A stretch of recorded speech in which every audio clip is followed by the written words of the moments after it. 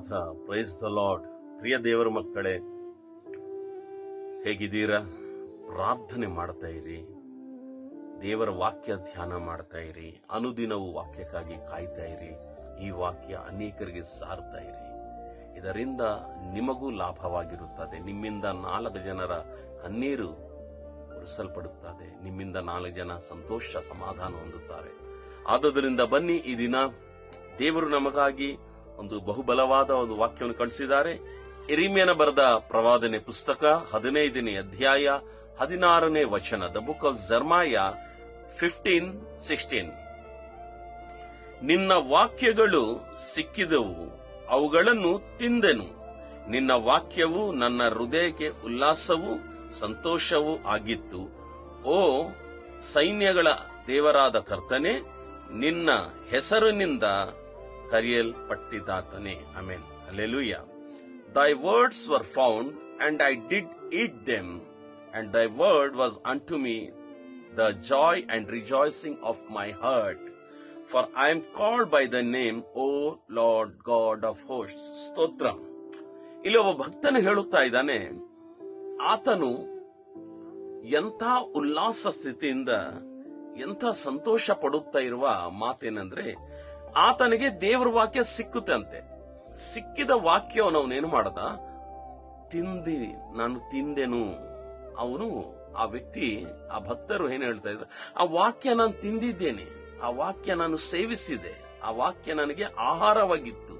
ಆ ವಾಕ್ಯ ನನಗೆ ಆಹಾರವಾಗಿರುವಾಗ ಆ ವಾಕ್ಯದಿಂದ ನನ್ನ ಹೃದಯಕ್ಕೆ ಉಲ್ಲಾಸವೂ ಸಂತೋಷವಾಗಿತ್ತು. ಸ್ತೋತ್ರ. ನಿಜ ಪ್ರಿಯರೇ, ವೈಯಕ್ತಿಕವಾಗಿ ಒಬ್ಬ ಯಾಜಕನಾಗಿ ಕಳೆದ 25 ವರ್ಷಗಳಿಂದ ಸೇವೆ ಮಾಡಿಕೊಂಡು ಬರುತ್ತಿರುವ ನನ್ನನ್ನು ವಾಕ್ಯ ಯಾರು ರುಚಿಸುತ್ತಾರೋ, ವಾಕ್ಯದ ರುಚಿ ಯಾರು ಕಂಡುಹಿಡಿತಾರೋ, ಅವರಿಗೆ ಯಾವ ವಿಷಯದಲ್ಲಿ ಹಸಿವಿರೋದಿಲ್ಲ. ನೀವು ತಿಳ್ಕೋಬಹುದು, ಏನ್ರಿ ಮಾತಾಡ್ತಾ ಇದ್ದೀರಿ, ಅರ್ಥ ಇದೆಯಾ? ಎಸ್, ನಾನು ಹೇಳೋದು ಈ ಲೋಕ ಸಂಬಂಧವಾದ ಆಹಾರ ಅಲ್ಲ, ದೈವಿಕ ಸಂಬಂಧವಾದ ಒಂದು ಹಸಿವಿದೆ. ಲೋಕ ಸಂಬಂಧವಾದ ಹಸಿವು ಹೊಂದಿದ್ದರೆ ದೈವಿಕ ಸಂಬಂಧವಾದ ಹಸಿವು ಹೊಂದಿದೆ. ದೈವಿಕ ಸಂಬಂಧವಾದ ಹಸಿವಿನಲ್ಲಿ ಯಾರು ವಾಕ್ಯ ಅನುದಿನವೂ ಭುಜಿಸುತ್ತಾರೋ, ಯಾರು ಅನುದಿನ ವಾಕ್ಯವನ್ನು ಸೇವಿಸುತ್ತಾರೋ ಅವರಿಗೆ ಏನಿರೋದಿಲ್ಲ, ದುಃಖವಿರೋದಿಲ್ಲ, ಗೋಲಾಟವಿರೋದಿಲ್ಲ, ವೇದನೆ ಇರೋದಿಲ್ಲ. ಅವ್ರು ಹೇಗಿರ್ತಾರಂದ್ರೆ, ವಾಕ್ಯ ಅವರು ಭುಜಿಸೋದ್ರಿಂದ ಆ ಶರೀರಕ್ಕೆ ದೇವ್ರೇನ್ ಕೊಡೋದಂದ್ರೆ ಉಲ್ಲಾಸವೂ ಸಂತೋಷ ಕೊಡ್ತಾರೆ. ಎಸ್, ಬಡ ದೀನರಾಗಲಿ, ನಾವು ಯಾರು ಸಂಪನ್ನರಲ್ಲ, ನಾವು ಬಡ ದೀನರಾಗಲಿ, ದೀನತ್ವ ಸ್ಥಿತಿಯಲ್ಲಿ, ದೀನವಾದ ಸ್ಥಿತಿಯಲ್ಲಿ ನಮಗೆ ಸಂತೋಷವು ಸಮಾಧಾನವು ಕೊಡೋದು ಏನು ಗೊತ್ತಾ? ದೇವರ ವಾಕ್ಯವೇ. ಈ ಪ್ರತಿದಿನ ನಿಮ್ಮ ಮನೆ ಬಾಗಿಲ ಹತ್ರ ಬಂದು ನಿಮ್ಮ ಬಾಗಿಲು ತಟ್ಟುತ್ತಾ ಇದೆ ಅಲ್ವಾ ಈ ವಾಕ್ಯವೇ ನಮ್ಗೆ ಏನ್ ಮಾಡ್ತಾ ನಮ್ಗೆ ಏನ್ ಕೊಡ್ತದಂದ್ರೆ ಸಂತೋಷವು, ಸಮಾಧಾನವು, ಉಲ್ಲಾಸವು, ಸಂತೋಷ ಕೊಡ್ತದೆ. ಸೊ ಈ ವಾಕ್ಯ ಏನ್ ಮಾಡಬೇಕು? ಬರೀ ಓದಿ, ಬರೀ ಕೇಳಿ ಬಿಟ್ಬಿಡ್ಬೇಕಾ? You have to accept the word of God in your body.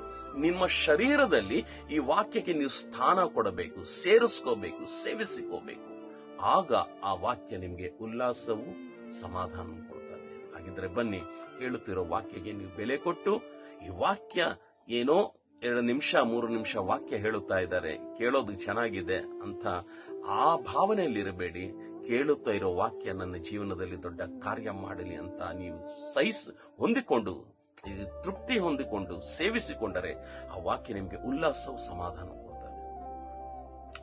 ಪ್ರೀತಿ ಸ್ವರೂಪನಾಗಿರುವ ನನ್ನ ಪ್ರೀತಿಯುಳ್ಳ ತಂದೆ, ವಾಕ್ಯದ ಪ್ರಕಾರವಾಗಿ ಪ್ರತಿಯೊಬ್ಬರು ವಾಕ್ಯವನ್ನು ಸೇವಿಸೋ ಜನರಾಗಿರಬೇಕಯ್ಯ. ಆ ವಾಕ್ಯ ಸೇವಿಸೋರು ಜೀವನದಲ್ಲಿ ಉಲ್ಲಾಸವು, ಸಮಾಧಾನವು ನೀನು ಕೊಟ್ಟು ಅವ್ರನ್ನ ಬಲಪಡಿಸ್ತೆ ಎಂಬುದಾಗಿ ಯೇಸುವಿನ ನಾಮದಲ್ಲಿ ಪ್ರಾರ್ಥನೆ ಬೇಡಿ ಹೊಂದಿದ್ದೇವೆ. ಆಮೆನ್.